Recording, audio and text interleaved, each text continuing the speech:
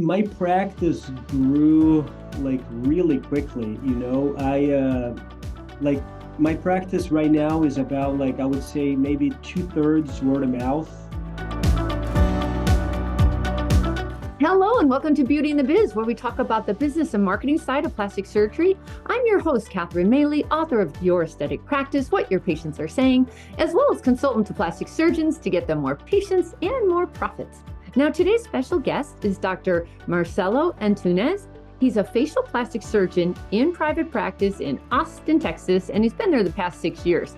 Now, Dr. Antunes completed his residency in otolaryngology and head and neck surgery from Pennsylvania School of Medicine and did a fellowship in facial plastic and reconstructive surgery at the University of Rochester. Now, Dr. Antunes volunteers in Guatemala as part of their annual mission trip with HUGS, and that stands for Help Us Give Smiles. Isn't that cute? And they focus on transforming lives of children with facial deformities. As a matter of fact, this past year was his 15th trip, where he completed 35 surgeries for cleft, lift, and microtia. Dr. Antunes, welcome to Beauty and the Biz podcast. Thank you so much for having me, Catherine. I follow your show, so it's kind of like finally nice to be in this side of it and chatting with you live. Right. We're excited to hear from you. So let's just start with why facial plastic surgery. I'm always fascinated by that because unless you came from a family of facial plastic surgeons, who ever heard of facial? Like I've heard of plastic surgery, but not facial. Yeah, so it actually started when I was in medical school. So I always wanted to be a surgeon. When I went to medical school, I want to do something surgical. And I'll tell you, I went through all specialties. I wanted to be a neurosurgeon, orthopedic surgeon, spine, cardiovascular. And I have an uncle who is an ophthalmologist, and I did a rotation ophthalmologist. I was like, oh, this is kind of cool. I can roll with this. And then after ophthalmology, I did ENT, and I had so much fun in my ENT rotation. And I was like, I want to be like this guy, who is a guy who was one of my first mentors in ENT. His name is Osvaldo Carpes, and he is a very, very well-known rhinoplasty surgeon where I grew up, in Brazil. And I just enjoyed that so much. And then I started following him and spending more time with him. And then I went into ENT pretty open-minded, loved ear surgery and so on. But I always really liked facial plastic because I always thought it was really hard, and that's kind of like how I got into it. Mm-hmm. And then did you go straight from reconstructive to cosmetic? Are you still doing both or? I have kind of like a pretty unorthodox journey to where I'm at now. But so I did medical school in Brazil, and then I did an ENT residency in Brazil. And as part of the residency there, I did a ton of rhinoplasty. And then I moved a very little reconstruction, by the way, in Brazil. It was mostly ENT and cosmetic rhinoplasty. And then moved to the US with the intention of just being here for about a year, go back home. And then I ended up staying, did another residency at UPenn in Philadelphia. And then I did a fellowship in facial plastics with Vito Cotella in Rochester. Of course. And then when I finished my fellowship, I was kind of doing all of it. I was doing ENT, I was doing facial plastics, I was doing aesthetics, reconstructive, kind of like all of it. And then over time, I started kind of like giving up on things, like I was in the beginning, I was doing, I remember one day that I had 2 rhinoplasties and an ear surgery in a day. And I was like, well, that's kind of a cool day, in the OR. And then I said, okay, maybe I should give up doing ear surgery. And then I gave step up over time to the point that it was just facial plastics, and then I still do a little bit of Mohs recon. I enjoy doing it. I stopped doing trauma maybe 2-3 years ago. The problem is you get busier with aesthetics, and when the patient calls says, "Oh, we need to do a Mohs recon," I say, "Well, the next time I can fit you is like 3 months from now," and then they end up finding somebody else, which is fine. No, that's kind of like but yeah, I enjoy and I do the reconstructive, as you mentioned, like when I go to Guatemala. It's purely reconstructive surgery. So, you get some of that, thirst for the reconstructive cases out of there. Well, you did a great fellowship with Vito Cotella because he really knows how to run a practice. Did you learn a ton from him? And is that what gave you that desire to run your own practice? No, yes, yes. But so when I was at Penn in residency, Penn is a very, very academic residency. It's like it's a little frowned upon, to go into private practice. And I had full intention of being academic when I was there, Uh, but towards the end, Andrew Giacono, who came to give a grand rounds, and I went to dinner with him, at the time, and he's like, he actually made me think about it, like, why do you want to be an academic? Like, you can publish, you can do. It says I publish a lot in private practice. You can do research, you can do all the stuff that you can have a fellow, and you don't have to be in a university. And I kind of like it made me think of it. And also the fact that, in the university setting, we don't have a lot of control over the practice. For example, somebody who's in a university, they may not be able to determine like who's going to pick up the phone when somebody calls. Do I get my own number? Because the people that we're competing with are going to be mostly in private practice, and those guys are performing from an operations standpoint at a high level. So you got to be able to compete, and you have to have a little control on that. So when I was interviewing for fellowships, I was pretty open-minded. I applied to a bunch of it. I just connected with Vito a lot. I love the mission, the humanitarian part of it, because that's something that I grew up doing in Brazil.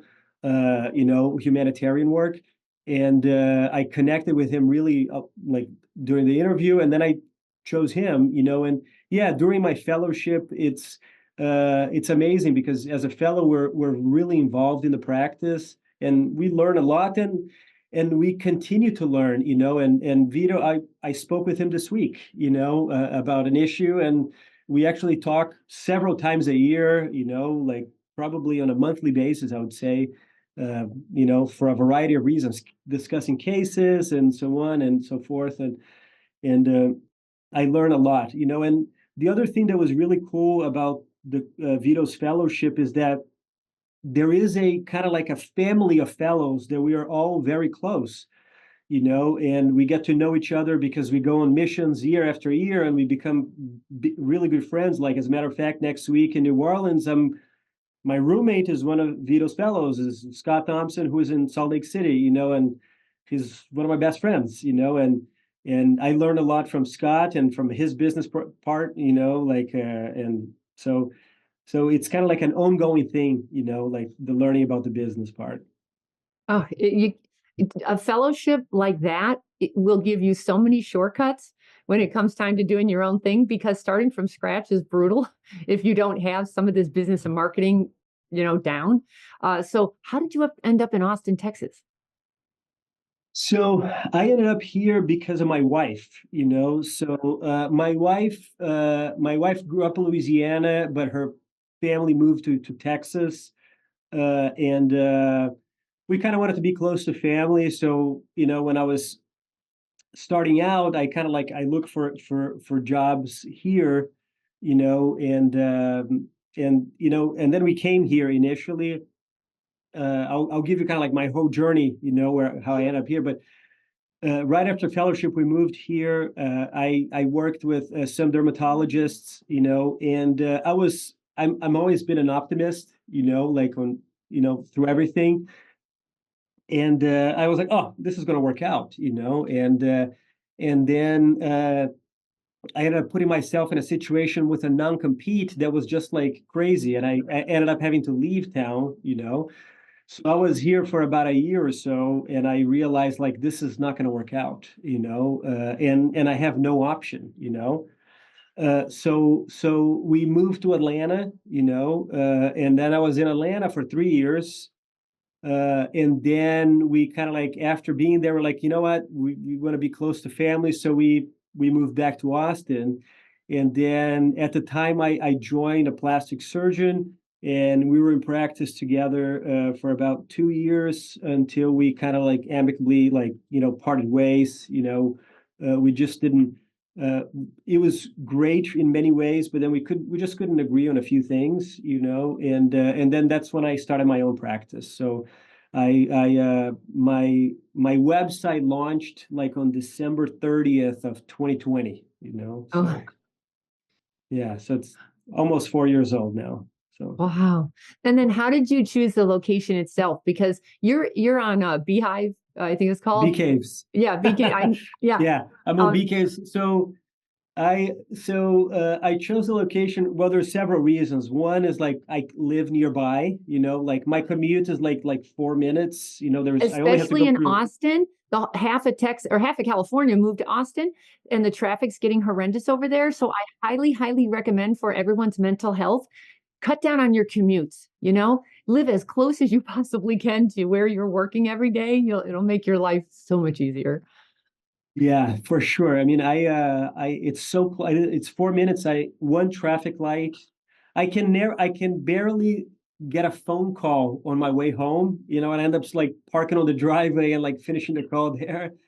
But that was part of the reason. And then this is kind of like a relatively central area, but it's a little out of the downtown thing. It's an affluent area as well, and so it was. And honestly, there was a ton of plastic surgeons here, and this is another thing that I learned from Jacono, which is look where all the plastic surgeons are and then go there, because they're all there for a reason. Okay. And so that was kind of like part of my process deciding on to settle right here.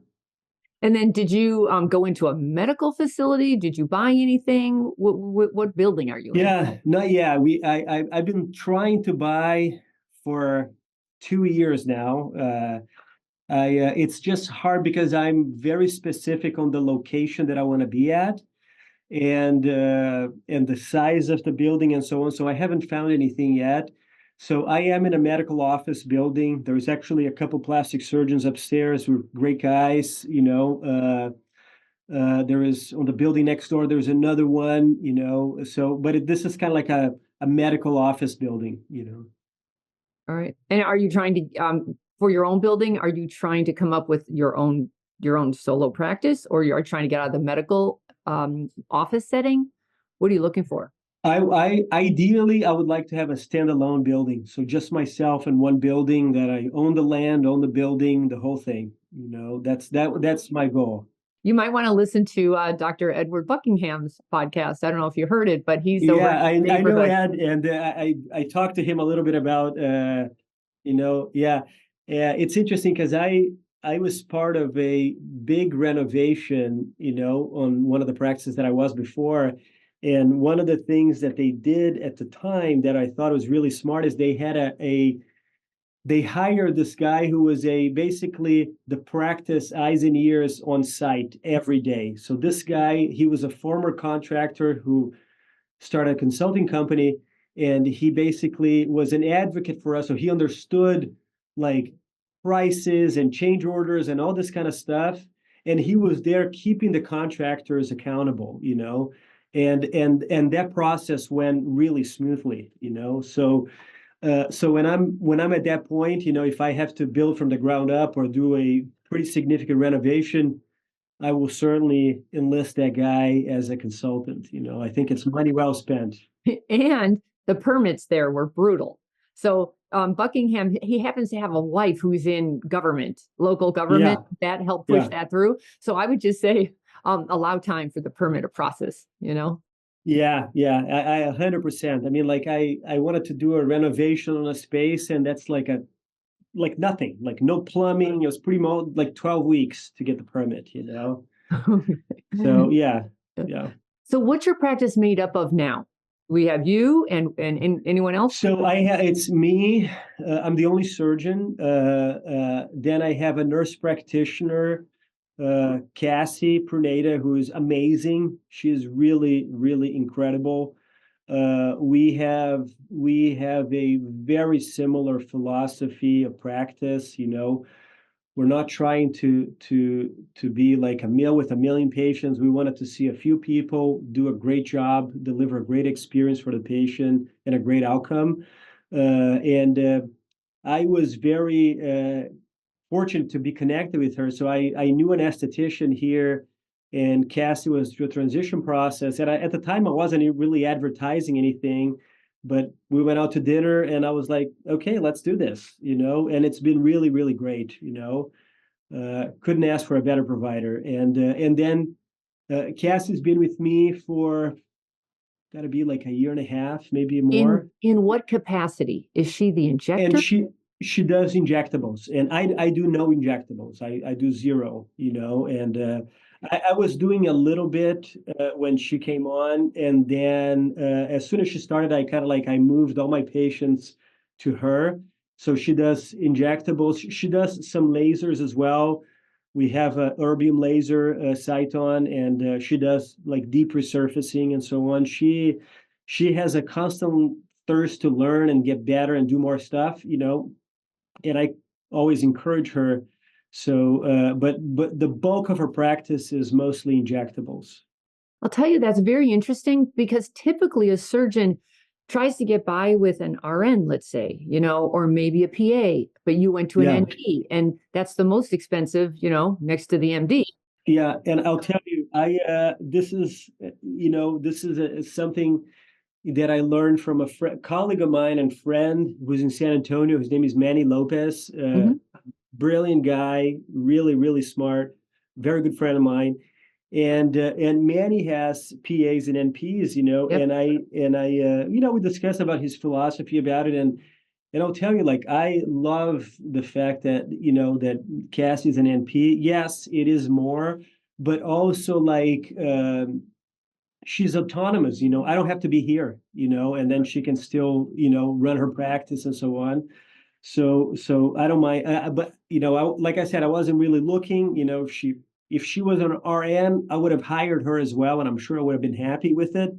But the fact that she was a nurse practitioner didn't really phase me for demanding a little bit of a higher salary. Well, you know what I like? You're still kind of the top dog, and she's not a partner, but she's an associate, and you share the same values, but you have very clear boundaries. You're doing the surgery, she's doing the non-surgical. I love that. Did she happen to bring a following with her? A little bit, actually. I was actually in the process of looking into that, because I think we are in the process of hiring a second injector. And I kind of wanted to see, like, let's see how many of Cassie's patients are mine, that sort of like, and even like not mine that were injectables patient, but like the other day I saw her schedule, and I sort of like I operated on like two-thirds of those patients. I Oh, just, yeah. so I did surgery, and then they ended up seeing her for injectables afterwards, uh, so we're kind of like in process of that. I don't think the whole like, oh, I have a big following, I'm going to bring all my following. I think that is true for some people. I know some people in Austin that have a very big traction in social media, injectors, and they go somewhere, and her following just goes wherever she goes. I mean, she's amazing too. She does an amazing job. Uh, but I think for a lot of injectors, I have a friend of mine is a plastic surgeon here who had a PA. I think I don't know if she was a NP or a PA, and he had a second location med spa, and then she kind of left and did it on her own. I think it's a lot of times, obviously, if you're not in a good environment, of course, go find something else, go on your own, or if that's what you want to do, go on your own. But there is this false sense that like, oh my God, I'm generating all this revenue. I have all those patients. I'm going to move. They're all going to follow me. And I don't really think that's necessarily true. I think maybe I would say 50% follow, I think that's a good number. I agree because at that point you might love somebody, but it's still when it's injectables, it's still a lot of convenience, time savings. I'm not chasing someone all over town. There's just too much choice. There's a lot of choice out there. So, Yeah. I mean, you have to be a real avid follower to follow somebody, especially if they end up moving across town. You're like, I don't know, do I love her that much? You know what I would say though, while you're interviewing people, I wouldn't say somebody who already is very established because there's where the ego comes in and they feel like they can kind of run their own show and they don't really need you. I like the newer up and coming, but somebody who's very interested in social media. They can't be afraid of social media. Injectables, you have to have that following, that social media presence. So that's what I would say. Do you, are you busy on social media? Would you be busy? Would you be creative about it? Are you open to it? You know? I agree. I agree. I definitely, I actually had a conversation with my nurse practitioner because I actually want her to be involved and I almost want her to recruit it. I want her to find her partner, because they're going to be working pretty closely together, kind of in a way, like I don't want it to be a contentious or a competitive Right. environment, Right. and so I want her to be like really, really involved in this process. And we discussed like, do we get somebody with no experience versus a lot Right. of experience versus a little, and she loves to educate too, so she's very open to like, I'll train somebody, and so on. And then, about the social media thing, I totally agree. I think, both Cassie and I, we're both introverts, so we're not like naturally pick up our phone and like, let's do a video thing, that's why I like a lot of my patients, like, I never see you on social media. There was only before and afters and stuff, and you're never there, and it's kind of true. I sort of like avoid it in a way. But when hiring, people, to me, the most important thing, I try to hire the person. I want to make sure they have the same values that we have. And the experience part, I've been burned that like that with that before, like hiring the experience, not the person, so that to me sort of like surpasses any other item, but I agree with you that the social media is like, it's one of those things of you just have to do it, like it or not, it's part of the game, it's part of the business, and you got to be out there.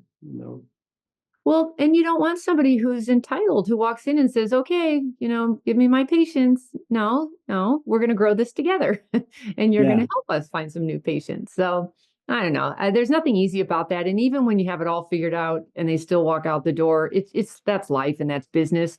I would say though, treat them very well, give them some respect and all of that and have a nice work environment. But they have to be part of the team. It has to be for the good of the practice, not for the good of each individual, because then you are competing with each other. But so far it's working out for you, huh? So what's been like the biggest challenge so far running your own show? Oh man, the big, I mean, I feel like what's not a challenge, like it's like, I think the biggest challenge I have to say is time management, and my practice grew like really quickly, I like my practice right now is about like, I would say maybe two-thirds word of mouth, and No about a kidding. third, a third online, and so right after COVID 2020, like 2020, January 2021, I basically started my practice, Face Austin. And I was like, I got a website done and I was like, oh, I'm going to have plenty of time to work on content, photos and stuff. And then, I put an ad out on Indeed. I hire a patient consultant, and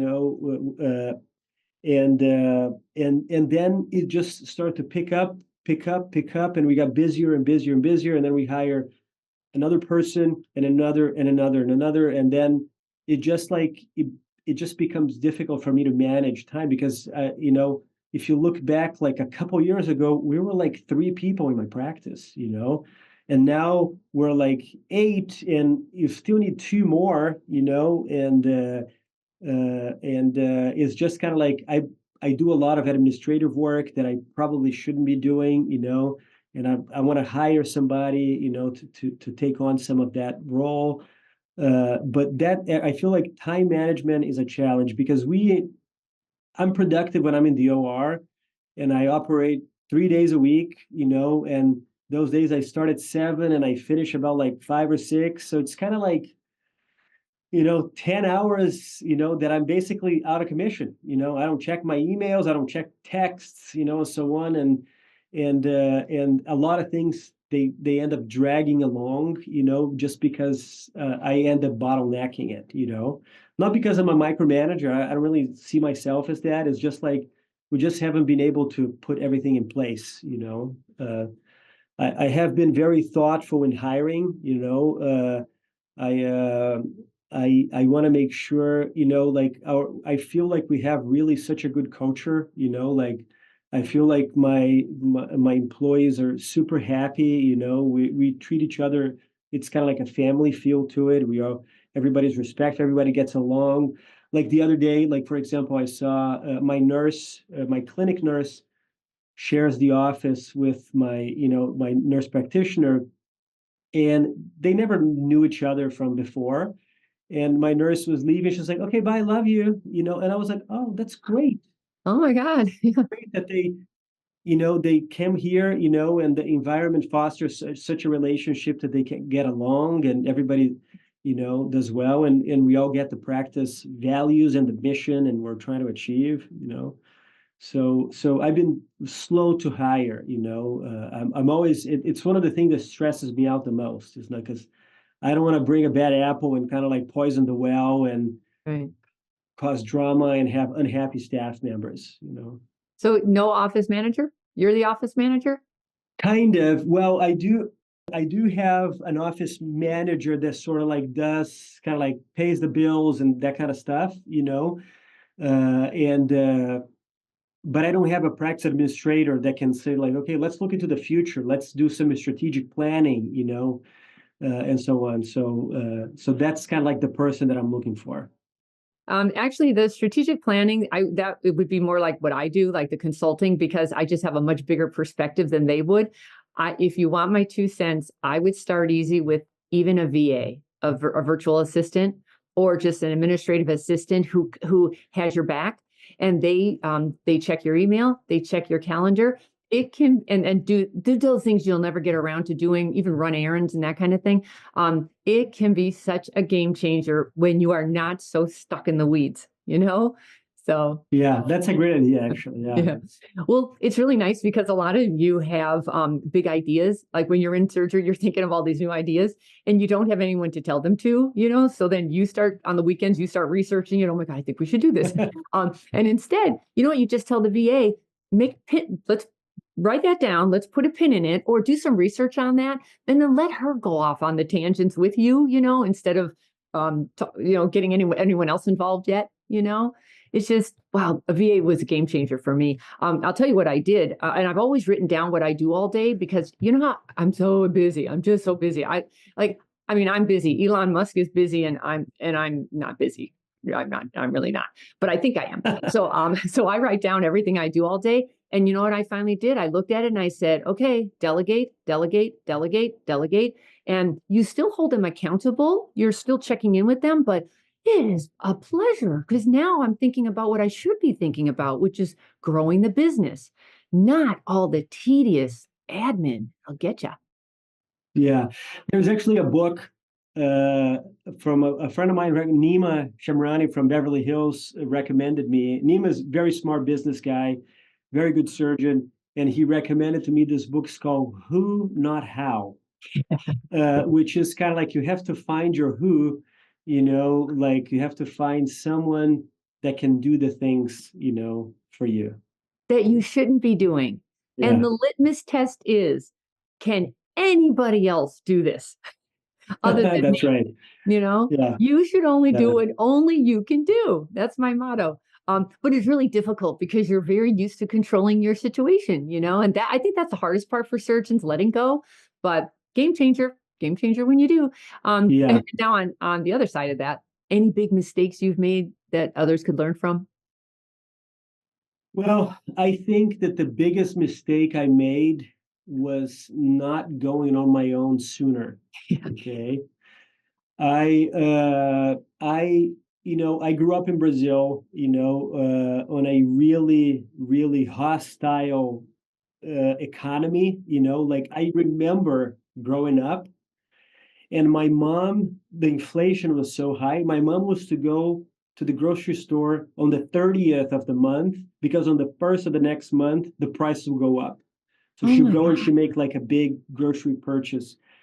And I've seen a lot of you know parents of my friends with failed businesses because of the especially the harsh conditions. And I kind of grew up in like, find a safe find a safe spot, kind of with that mentality, like have a little safety net.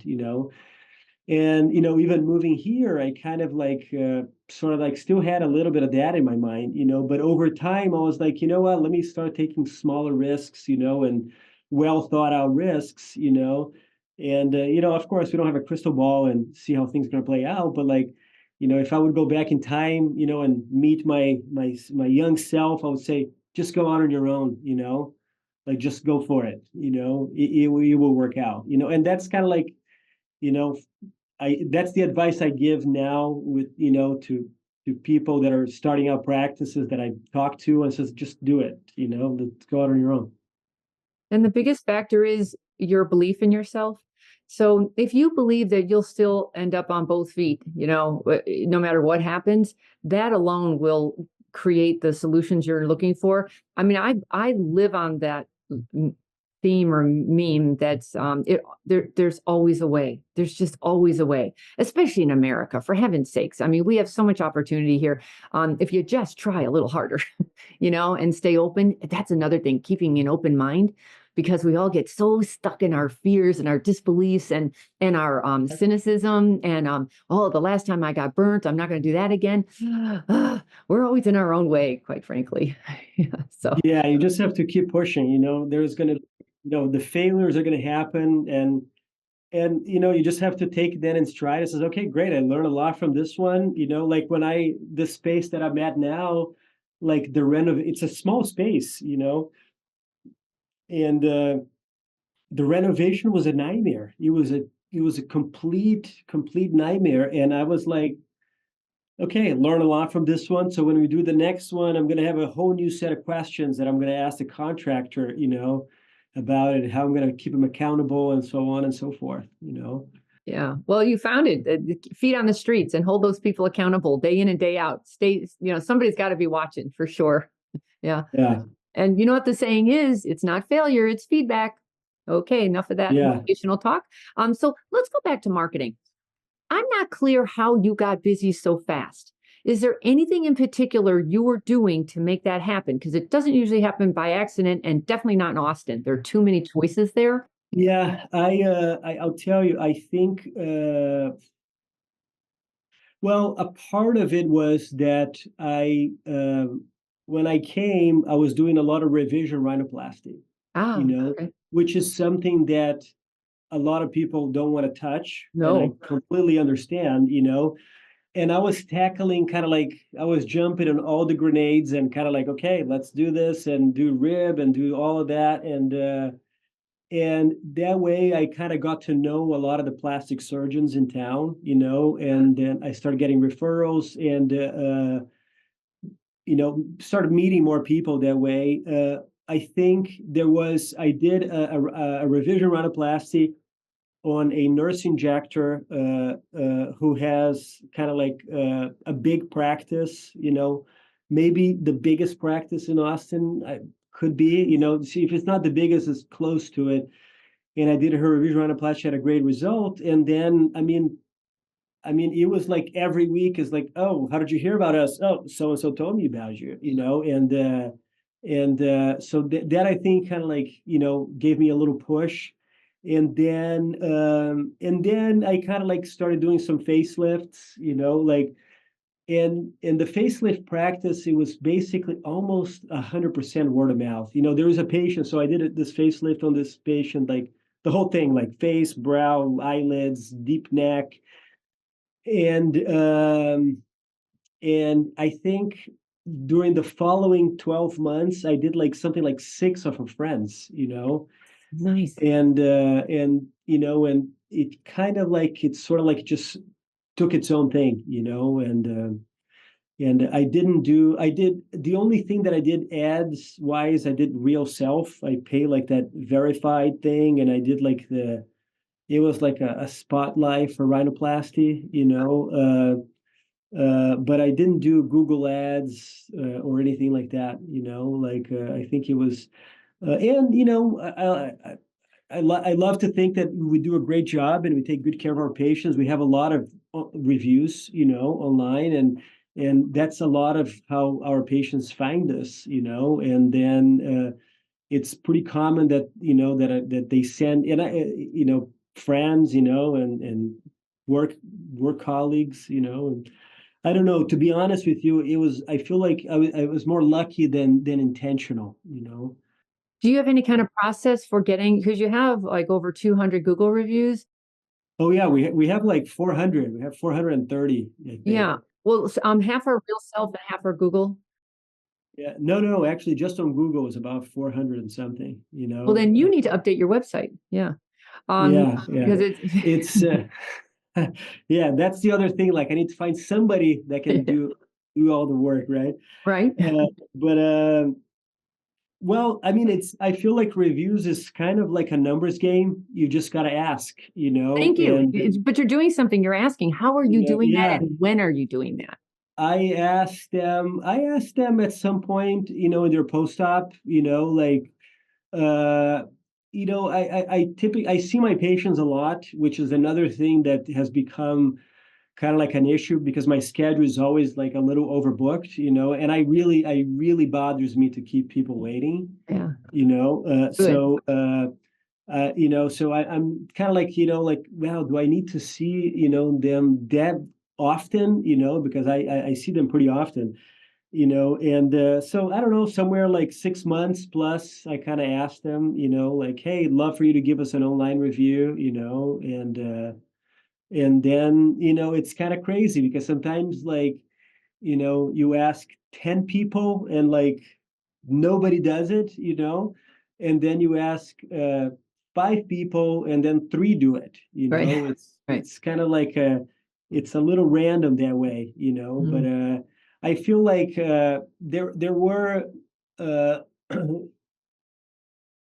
I feel like the 90% of the review, probably more, 95% were people that I asked. It's very unusual for someone to just like, boom. I mean, this happened a few weeks ago. Like, the patient just wrote a review out of nothing. Like, I was like, oh, that's awesome. You know, but yeah, but I think it's an important thing. I think it really helps, and also I always encourage patients to read them. Because I remember there was a plastic surgeon that had a bunch of reviews, but if you read the reviews, they were all because of the nurse that was there, the nurse injector that was there, uh, so yeah, but I think reviews are really important, and that's something that I actually kind of like started paying more attention because of you. I Oh, remember one of your talks in the academy, I don't know, maybe it was 2020, 2021, and the title of your talk was Know Your Numbers, yeah. and after that, I really started honing in, like, because I have a spreadsheet, like how many reviews I requested, this month, how many did it? It's like tiny, the amount of the ratio, Hmm. so you just got to ask more. I would just throw in this caveat. After 6 months, they're pretty used to it already. I would try asking a little sooner when they're still really ecstatic and this is so new for them and they feel so excited and transformed. Timing is so important on that. So that's what my opinion would be. But how are you doing the before and after photos? Because your Instagram is full of them and they're Yeah, showing full face. So how are you doing it? yeah. So I have one of my staff members does it, and she has been with me for like 4 years now, and I trust she just I said just do it. She just gets it done. She knows me really well. I trust her completely. She knows what I like, what I don't like. She knows kind of like our brand, what kind of message we're trying to put out. And then it goes back to asking. I ask, and I wish more people would let us show. That's, I think everyone would wish that, but I think there are people that I've asked, and I kind of ask like, I don't think they're going to let me do it, but then they say, oh yeah, no problem, and I was like, You oh, never really? know. never Hmm. know. So you just got to ask, like, it's something like, the other day I was listening to a little clip of like Steve Jobs talking about when he was starting out. He called the CEO of Hewlett Packard and asked for something, and the guy helped him, and it was like, you have to ask, if you don't ask, nobody's gonna say, oh, hey, by the way, can you put my before and afters there, I think, and I have a lot of patients who say no, a lot of them, like, they break my heart, like this week I saw a patient from Houston who I don't get to see very much because she lives in Houston, and I love her before and afters, and I was like, hey, can I show it? And she's like, oh, no, I prefer not, and I get it, like, it's still kind of like Austin's still kind of a small town in many ways, Hmm. uh, but yeah, it's the same thing as the reviews. You just got to ask, and if it's no, that's okay. I mean, I make a big point of, like, says, I don't want to make you uncomfortable, so if you're not comfortable, that's fine, like, we don't have to do this, but if you don't mind, then I'd love to do it. What I recommend is first give them a compliment because we women love the compliments. And you literally are admiring your work, saying, I have to tell you, this is an incredible rhino revision that I did on you. You look fantastic. I would love for other patients to see my work. Would you do me a favor? Women love to do you a favor. So, I mean, I would just try to change some of the wording maybe to make it more emotional, Good points. Yeah. you know, Yeah. because boy, I mean, you're already doing a great job with it. Just keep asking. You're fine. Yeah. Yeah, I mean, yeah, I wish we had more, especially on facelift. I feel like facelift, the minority of patients let us show, and rhinoplasty. I mean, the younger population, they're like, oh yeah, I already told everybody, I don't care, Right. and yeah, Yeah. yeah, but that's a good advice. I like that. Okay. And then what about social media? Are you spending much time with it because you're pretty busy in surgery? How are you handling that? Have you delegated that? So I personally, I don't spend a lot of time on it. I personally, I don't like social media. Like I actually, I deleted my Facebook account, like Oh. when, like on it was like the election, 2016 election, maybe is when I Mm, deleted it, because I just couldn't deal with the toxicity, like, mm, and then kind of like, we do Instagram because I guess we have to do it, but I don't personally do it a lot. I mm. know I need to, I know I need to do more. I feel like social media is kind of like the new TV, right? Right. TV in the 90s, Yeah. now it's social media, Yeah. and yeah, so it is a constant battle, like an internal battle with me, that I know I have to do more, and it's easy to not do it because you're always busy doing Right. something else, so the other day, like, my staff like blocked a day and we're like, we're doing videos today the Yeah. whole time, so stand up there, we're going to put the lights on and we're going to start asking you questions, and we're just going to do that, and we did that for like several hours, so we'll see. I haven't seen the post production yet, Yeah.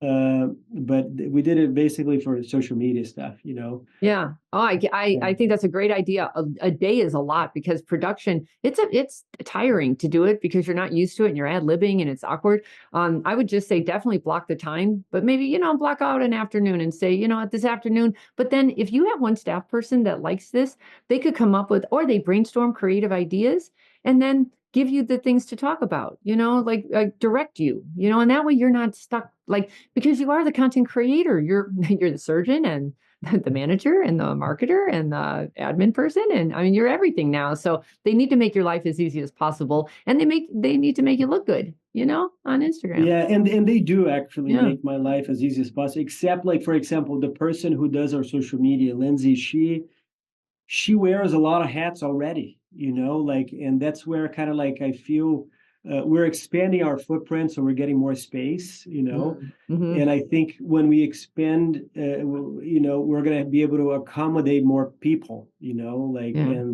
and one of the things that I want to do is to bring on somebody to really tackle this and Yeah. make me do it, and kind of like I need you to stop now for like 10 minutes and just answer this question. It's not that Totally. deep. Just do it. Don't overthink it. Just go, Yeah. And somebody's got to prompt you to do that because you have plenty more to do. I did notice you do some patient events in your practice. I used to do those a lot when I was brand new 24 years ago and we in San Francisco, and they were killer. Like our events were hundreds and hundreds of women would show up. They were big events. But nowadays it seems like they're much more smaller, intimate events. Do you find they're effective? They're profitable? What's your take on that? So I have done a few events of like talking about surgery. As a matter of fact, I did one. This has got to be like, I don't know, 3 or 4 years ago. And only two people showed up, Yeah, so awkward. but then they both did surgery. Oh, Yeah. So I fantastic. remember, yeah, I remember this is something that I learned from Vito. He does like those seminars at night time, like in the evening and the practice. And Yeah. and at the time, I think he was having, this was pre-COVID, obviously, but I think he was having like maybe like 20 people come over, and there's some little food and some drinks, and then he will discuss whatever facelift, rhinoplasty, or something, or hair. And I think the past 3 years, most of the events that we've done were very small, Hmm. and they were mostly geared towards non-surgical services. Hmm. So we did, well, we had an event when we opened the office that was kind of like last year Hmm. in the fall. And it was mostly to open up the office, and my main goal at the time was to introduce a bunch of people to my nurse practitioner. And I Hmm. think she did get a lot of patients from it. We did have this year, we did have like a laser lunch and learn that we did it like during lunchtime, and that was really good too. To be honest with you, I don't know the exact numbers of it, but it was about like, because my office is so tiny, I think it was only like 10 people, because we can't fit more than that, in the reception area. But I do think that those are good things to keep trying. There is a guy that I saw speak. He's uh, he's in Kansas City. Has a big med spa there, and I think is Matt Toronto is his name. Right. And I think he talked about his events, and they were incredibly successful. I actually got a bunch of ideas. One of the idea that he had was that you do, like, for example, I have a Cyton laser, and one of the treatments that he does is a halo, which I love halos. And one of the things that we did in our last event that I got it copied from Matt was, you have a patient that you do a halo maybe like 5 days before the event, 4 days, 3 days, 2 days, the day before, and then you have these people walking around with a thing like, I had a halo 3 days ago, I had a halo yesterday. So then the patient's like, oh, this is what I'm supposed to look like. This is, and it becomes a little bit of a talking point between them, and I think it makes people more comfortable. So I thought that was a pretty good idea. But it's always, it goes back to that failures and successes. You try something out, and then afterwards you go in with an open mind. What worked? What could we do better? And then you try it again next time. Yeah. Matt is an anomaly, though. He's been around a long time. He's a good marketer. His wife is very involved. And those things, those kind of events, those are the kind I would put on. Those are mini weddings. You're like a wedding planner at that point. It's insane because you need all Yeah. the vendors involved because they have to pay for all this. You have to coordinate so many staff and then extra staff, and we would have valet parkers, and oh my gosh, it was a big deal. So yeah, it's the wedding I never had. Yeah. Yeah, I can imagine, because you show a picture, it's like a tent with like, I don't know, 100 people, 200 people out Oh, there, you he'd have know. it in the parking lots and he would invite all his, he also, the smart thing to do is invite the neighboring businesses who will now cross promote with you. And then they would have booths there and it just grows into this whole thing. And Yeah. it's fine. It's fine. It's just, if you don't have to do it, it's a lot easier. If you do have to do it right. But then I'm half and half nowadays with that. I don't know. I don't know if with digital marketing, I think you can do a whole lot more online to reach a lot more people. But I love the word of mouth referral. So any way you can get that going internally, and that's taking good care of your patients and also thanking them, constantly giving them recognition that you really appreciate their support, and they'll bring you everybody you need. You don't need the whole world. You just need I don't know, a couple hundred, a few people, a few hundred people who need surgery every year, you know? Yeah, that's So, very true. And yeah. I hired someone a few months ago, and she her title is kind of like she's the non-surgical director, Oh, good. Okay. So, so so she's basically overseeing the whole Good. non-surgical practice. So, Good. my nurse practitioner and our esthetician, and she's helping me like, do we bring another device? Do we bring another Right. injector? Yeah. Do we do an event for what? And so on and so forth. So I kind of like I rely on her, a lot for those kinds of things. But I'll tell you, the staff doesn't like the events. You're right, because it's a lot. Like coordinating this and is it going to rain or not? And it's kind of like yeah. Yeah. And you have to pay them and commission them if you really want them to work hard at the event. And it's a whole thing. Anyway, we're getting towards the end. Do you have any crazy patient or staff stories you care to share? I have a couple of stories. I guess I could share because I'm not going to share their names, No. but it's kind of a unique situation. So I saw a patient, and I did surgery on her, and then a couple of years later, her identical twin, identical, and I was like, I looked at the name and the person, is this a joke? I mean, like, I was like really taken aback by it because I was like really confused, like it's almost you have an identical twin, but it's your sister. And I was like, Catherine? I mean, like, why does it say Mary here? What are we doing? And it was really awkward, because they didn't know that both came, Oh, so that was like really, really bizarre, and yeah, that was one that like I told, I mean, I told the receptionist, hey, a little heads up would have been nice, and uh, that I know what to expect, but did she want the same thing her sister had done? yeah, it was a similar procedure that they were So interested in. crazy. Yeah, yeah, I have had twins, but that one was like I got taken back because I was totally not expecting it, Yeah. Yeah, but like about crazy patients, I'll tell you, like I learned, that early. I learned early it's just not worth it, and I have full full confidence in my patient consultant, my patient coordinator. I feel like she's just amazing all around. I trust her with everything in my life. And I trust her instincts. When she says like, "I don't like this one," I was like, "Okay, I don't like. I already don't like them either. If you don't like him, I don't like him. And I really have trust in her. So and she's been really good about like kind of like sort of like keeping some people away from us,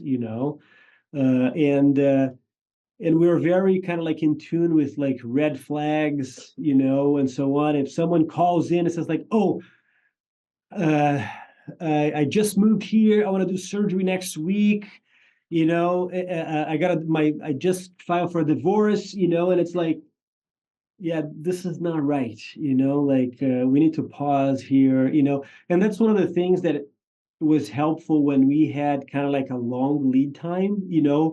So there was a point that like it was like I don't know like 5 or 6 months for a consult, and then Oh, another like 5 or 6 months for surgery. And we kind of worked on that, and we sort of like worked on that a little bit to improve it. But having a little bit of that lead time, I felt like it helped to weed out some people that we didn't necessarily want here because maybe this is not the right thing for them. This is not the right time, or or they just have unrealistic expectations, or maybe too emotional. I had this guy who's a male that his mom contacted us. He wasn't even him, and he did not want to leave his house after a rhinoplasty, that he was done by another surgeon here. Mm. And I says, "Can you send me some pictures?" And I was like, "Listen, this is okay. It's not a beautiful, amazing result, but it's a very much a reasonable, okay result. Like I could get on board with someone not loving it, but then when they demonstrate a level of distress that is just disproportional to what Mm. I see, so I don't even go there. I just avoid that, from the beginning. And I actually called the parents and says, "Hey, I am actually concerned, like I don't think I'm the person that you need to see. I think you guys need to see a therapist because Yeah. like 99 out of 100 people that sees him will not notice his nose, Right. and yeah, so I think we are constantly, because we're a small practice too, and I don't have a fellow yet. I mean, I actually applied for a fellow to become a fellowship director. Hmm. Fingers crossed, I'm going to hear it probably like next month. Good. But when I was a fellow, the fellow does a lot of the kind of like, softens the blow a little bit because it does a lot of that the follow up for difficult patients and so on. So we don't have that here yet. And to be quite honest, I don't want that. Like we want to keep things simple. Thankfully we've been very busy without them. Without having difficult patients. And I kind of like I can't remember who said that. Is one of my friends says like I kind of want to take care of patients that I want to be friends with. Yeah. So I mean, I give him my cell phone. A patient actually just invited me. They're doing a football party tonight for like UT and Georgia Bulldogs. Uh, And I was like, I feel so touched they would invite me for it. right. Like Yeah, I would just follow your gut. And the big pearl is make sure your staff input is heard because the staff will hear things that you can't because you're so busy saying, I'm a surgeon, I can handle this. And the staff can bring you back down to earth for sure and say, I'm not sure about this. So anyone who has a funny feeling, you don't need the drama, quite frankly. You just don't. yeah. And then one more thing on that note is this one a mistake that I made early on. This was like when I was first starting out. I saw this patient, and I didn't have a good gut feeling about her. And I was like, well, let me just charge her like 3 times what I Right. normally charge. And she said Then yes. she said yes, It and I happens was every time. You think and yeah, then you and realize, then I should I have been felt charging this all along? What's going on here? I actually felt terrible because I felt wrong that I was like, this is not the right thing to just charge them more. And and to be honest, I was wrong actually. I had a gut feeling, but she turned out to be great, Oh, that's nice. Yeah. So I dodged that one, but like yeah, but I remember when I was a resident, Jonathan Sykes came to Penn, Know and him well. yeah, and he talked about gut feeling and first impressions and so on, and how you have to be careful and so on. So I remember just learning from him, like, this was, I don't even know, like 2010 or so, when he was there. Yeah. So the last question is typically tell us something we don't know about you. I just want to go right into it. I heard from you earlier that you didn't get to America until you were 26. Yeah, yeah. So I was born and raised in Brazil, in a town called Porto Alegre. It's very south, kind of like close to Uruguay, Argentina. And I had no intention of moving here. I did medical school there, and then I did residency in ENT there. And then as I was completing my residency there, the chairman at the time there says, "Hey, we're growing our practice. We're growing the university staff here, the university practice. Why don't you go abroad? Just I don't know, learn something, and then do some research. Maybe you can bring some sort of like research ideas for us, and then you come back." And then I said, okay. So I finished. So the calendar there is a little different. It's kind of like it's from January to December. That's when you start and finish. So I finished my residency in December. And then in February, I went to Switzerland. I spent time with a guy named Ugo Fish, who did like ear surgery, scopic surgery.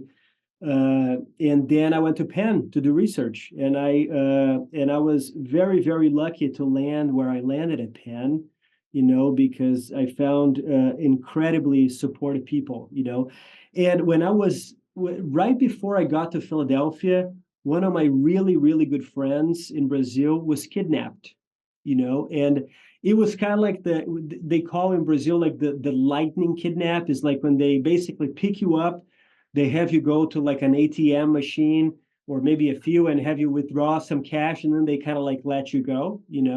Oh my God. And this guy was telling me the story, and I was like, oh man, I don't want to live like this, like always afraid and stuff. So then when I was there, it's like I asked like the people at Penn, like, what's involved in kind of like staying here, and then I kind of like took the USMLEs and stuff and applied for residency, and I was very, very lucky, to have the mentors that I've had at Penn, because without their support, I would not have been here today. Like I know a lot of foreign grads that they come out to universities here, they do research, they do a great job, they want to stay.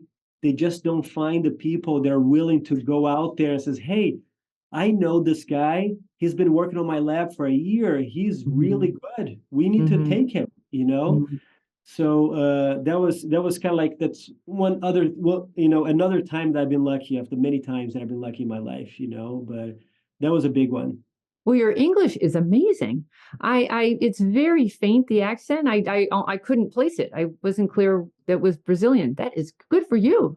Your English is really good. Like, was it good already in Brazil? Well, I mean, I kind of like when I was in medical school, I learned.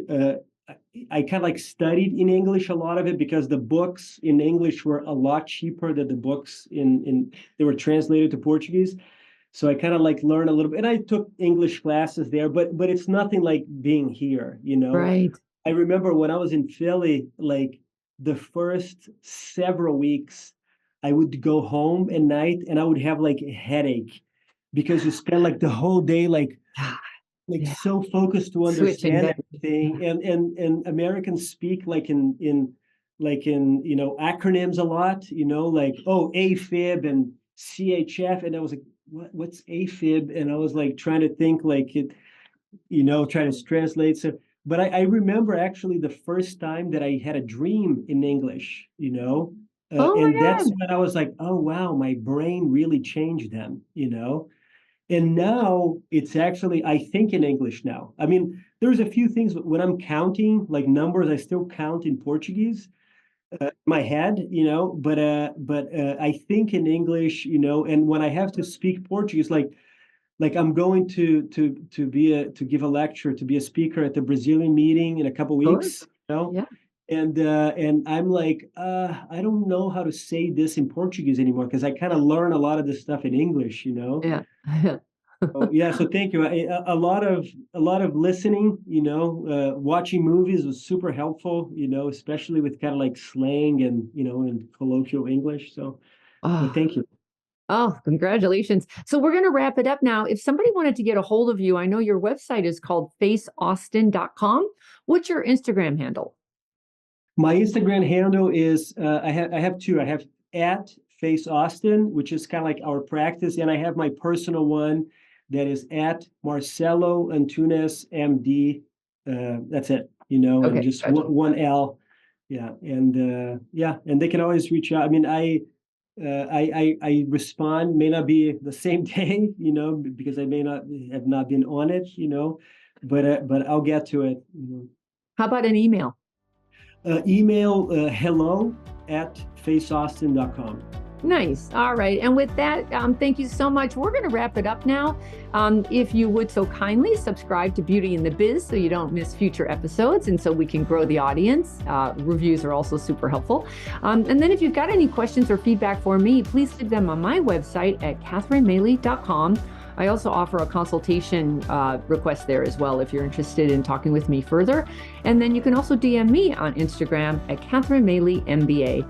And with that, I appreciate it. Thank you so much, and we'll talk again soon. The fastest way to success is to model other successful surgeons who have what you want, but you can only see their results, not the path they took to get there.